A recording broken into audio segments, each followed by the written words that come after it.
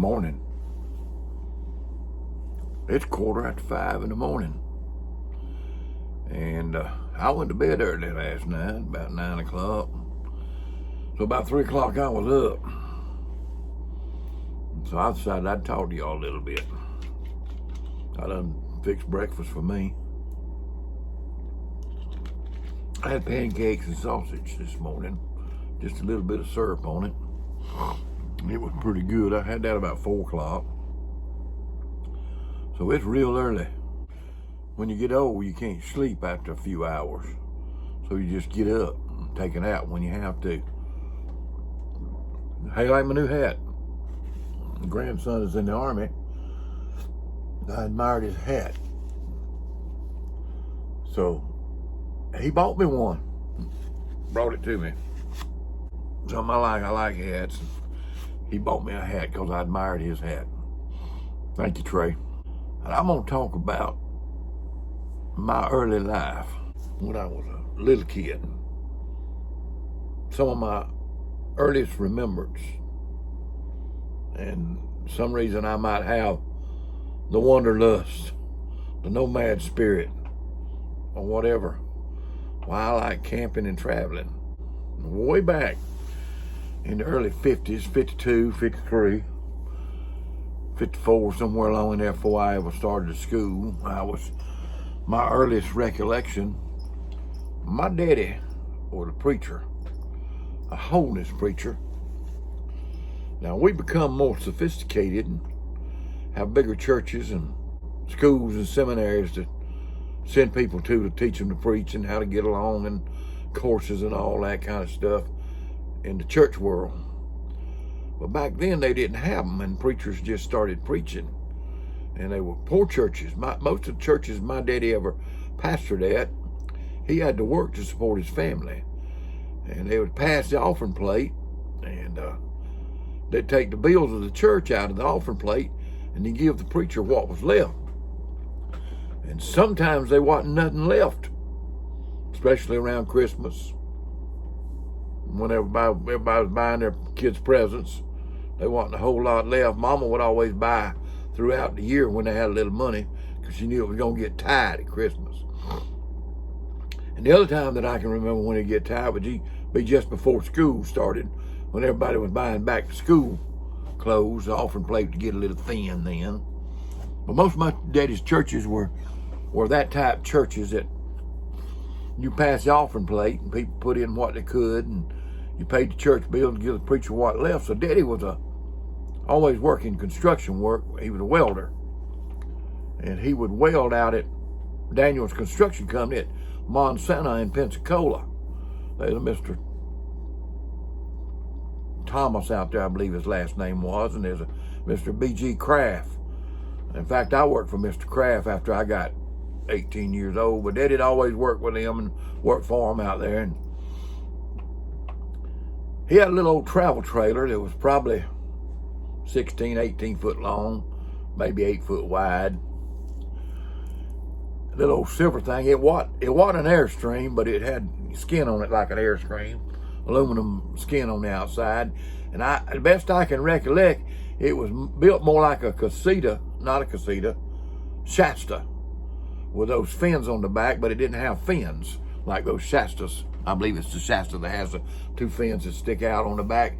It didn't have fins, but it was aluminum and aircraft aluminum type deal. And it was sort of small. And Daddy went in there and raised the bed up,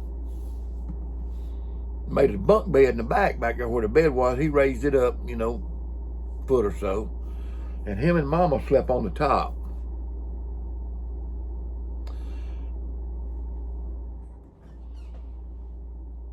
And he made a bunk bed down under that top bunk where my brother and my sister and myself, we all slept under there.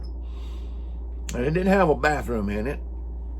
They got all these luggable loos and everything. And way back then, Mama had us a slop jar or a bucket. I think it was a little old bucket. And she would put Piggly Wiggly sacks in that bucket and put toilet paper down in the bottom. Not toilet paper, but newspaper in the bottom of that bucket where it wouldn't bleed through. When we had to do our bad job, she'd bag it up, and she had a bucket outside. She'd put that bag in so she could properly dispose of it. So that was some of our first bathrooms in that trailer. And it had a stove in it. Didn't have a refrigerator. Had a little ice box. Daddy could get block ice. You could get block ice most anywhere back then, but now you can't get block ice so much. But they kept block ice in there to keep the food cool. They had a extension cord they'd run out and hook up.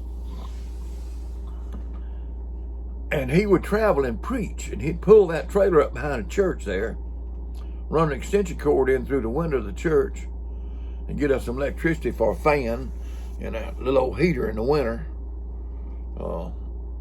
keep us warm. I took him. He had a little old water hose he kept with us, so we'd put water in there.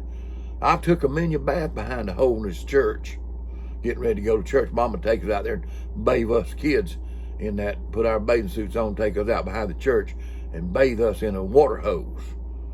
So I had a good life, a wandering life. It was a typical nomad life. Now, Daddy would run revivals. Back then, he was an evangelist, and he would run revivals, and he would set up behind the churches, and that's where we lived. And people would bring us a few groceries, and some of the people would cook and bring us a cooked meal. So, hey, they did what they could. And Daddy would preach till he run out of money.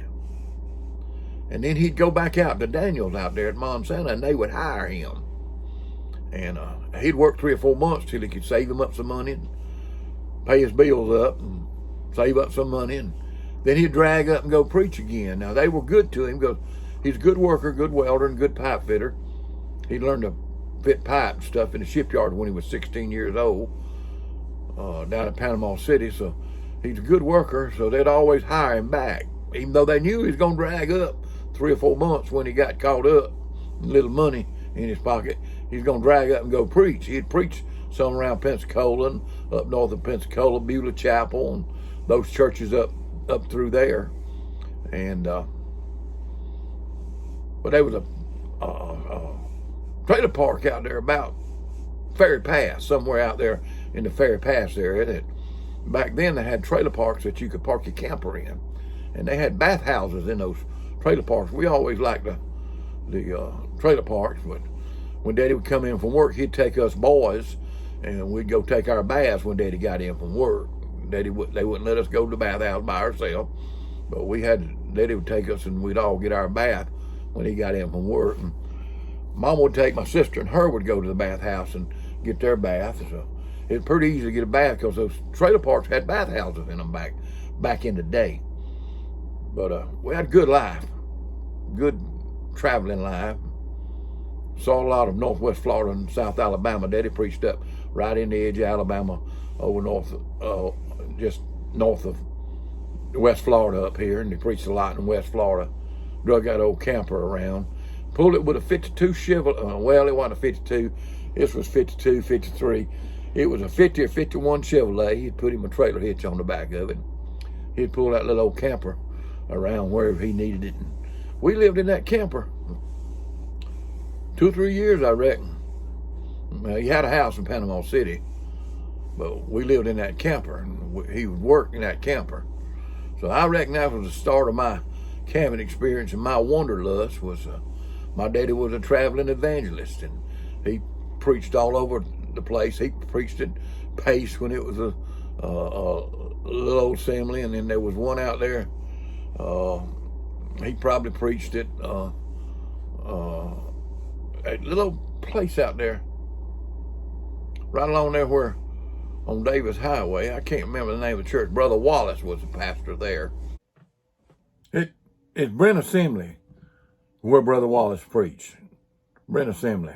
And Daddy preached several revivals for him there. We'd been there and just all over the place. And he preached in Crestview and around, and a lot of little churches, and wound up preaching over there. He got when he learned how to preach, he moved over to Whitfield. I believe, well, now he built a church in Mississippi.